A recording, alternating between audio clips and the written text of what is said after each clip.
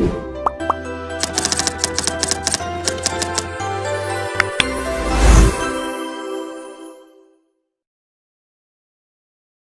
warahmatullahi wabarakatuh. Perkenalkan, nama saya Intan Nurharesti, NRP 2023-23003. Di sini saya membuat video untuk memenuhi tugas UAS saya di mata kuliah masalah-masalah negara berkembang dan ingin membahas tentang apa sih sektor yang harus diubah untuk Indonesia ke depannya.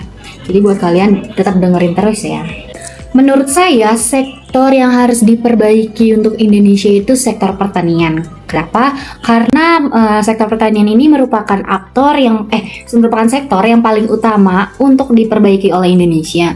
Karena pertanian ini tuh memegang peranan penting banget dalam pembangunan sosial dan ekonomi, terutama dia dalam penyediaan pangan, penciptaan lapangan kerja, serta pengentasan kemiskinan atau perentasan kemiskinan. Nah, meskipun di sektor pertanian ini tuh banyak banget pergeseran ekonomi ke sektor industri dan pertanian, tetap menjadi tulang punggung ketahanan pangan dan perekonomian nasional.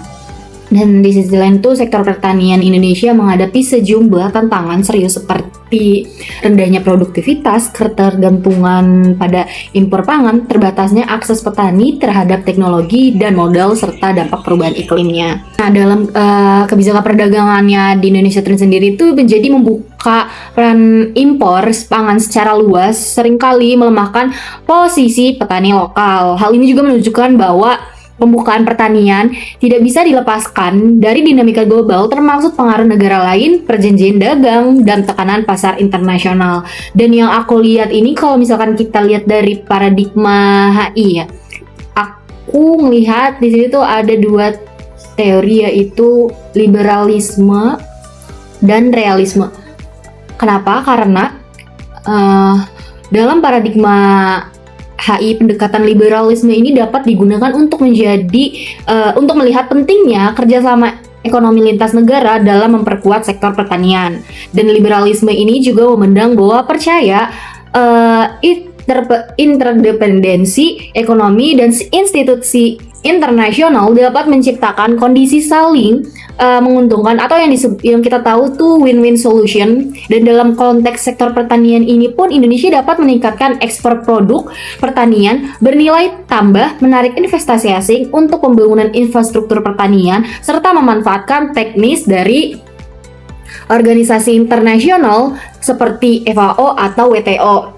Nah, kerjasama internasional ini pun dapat membantu peran petani mengakses teknologi modern, meningkatkan efisiensi produksi, dan memperluas pasar. Nah, kalau kita lihat dari realisme pandangan hubungan internasional itu tuh, mereka yang kita tahu kan realisme ini menekankan pentingnya kedaulatan, kepentingan nasionalnya negaranya, dan kekuatan negaranya tersebut. Nah, dalam sektor pertanian ini pun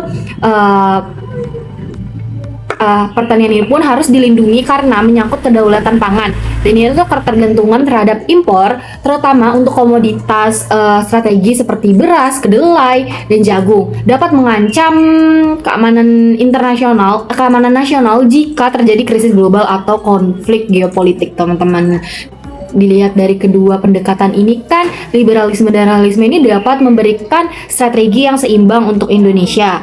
Tapi di sisi lain nih, kerjasama internasional ini tetap penting banget untuk mendorong modernisasi dan ekspansi sektor pertanian. Di sisi lain juga, negara pun harus menjaga kontrol atas sumber daya strategis agar tidak terjebak ketergantungan yang merugikan.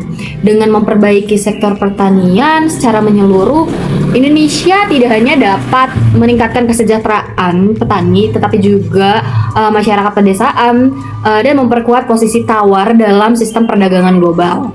Perbaikan sektor pertanian ini pun juga mendukung upaya Indonesia keluar dari jebakan negara berpendapat menengah atau middle income trap, dan sektor ini pun mampu menciptakan basis industri agro yang kuat dan mendorong transformasi ekonomi yang lebih inklusif, teman-teman. Sekian penjelasan dari saya. Wassalamualaikum warahmatullahi wabarakatuh.